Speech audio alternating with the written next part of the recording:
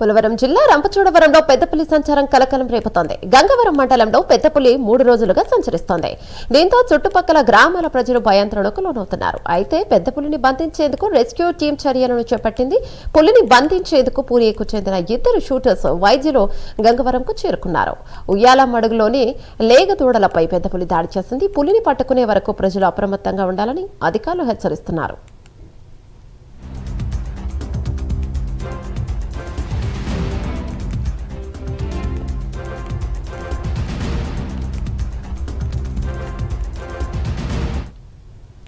పోలవరం జిల్లా రంపచోడవరంలో పెద్దపులి సంచారం కలకలాన్ని రేపుతోంది.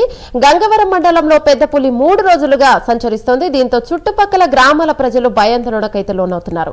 దీనిపై మరింత సమాచారం మా కరెస్పాండెంట్ శ్రీరామ్మూర్తి అందిస్తారు. రైట్ శ్రీరామ్మూర్తి, అసలు రెస్క్యూ టీం ఎలాంటి చర్యలు చేపట్టింది?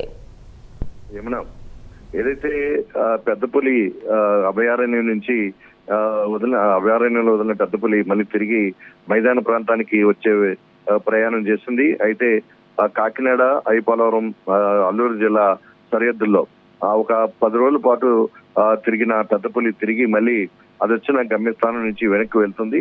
దీంతో గంగవరం, ఐపోలవరం ఆ జిల్లాలోని గంగవరం మండలంలోని తిష్ట వేసింది. గత 3 రోజులుగా ఇక్కడే ఉన్న పెద్దపులిని దానికి ఉన్న ఏదైతే రేడియో ట్యాగ్ ద్వారా దాన్ని గమనిస్తూ ఉన్నారు. అదే ఉయ్యాల మడుగులోని 2 లేగదూడలపై కూడా నిన్న రాత్రి పెద్దపులి దాడి చేసింది.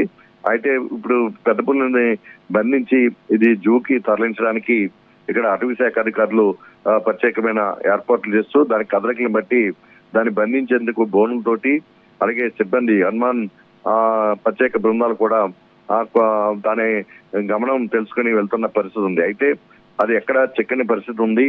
ప్రస్తుతం అయితే గుర్రగుమ్మి, ఉయ్యాల మడుగు తదితర గ్రామాల్లో అది పరిస్థితి పర్యటిస్తుంది. ఆ ప్రాంతంలో ప్రజలు కూడా అప్రమత్తంగా ఉండాలని ఇప్పటికే అటవీ శాఖ అధికారులు ప్రజలను అప్రమత్తం చేస్తూ టామ్ వేశారు. అయితే అక్కడికి అడవిలో ప్రాంతంలోకి పశువుల్ని తోలుకెళ్లొద్దని కూడా అధికారులు ప్రజలకు విజ్ఞప్తి చేశారు. అయితే ఎట్టి పరిస్థితుల్లోనైనా పులిని బంధించేందుకు కట్టుదిట్టమైన ఏర్పాట్లు చేస్తున్నాం.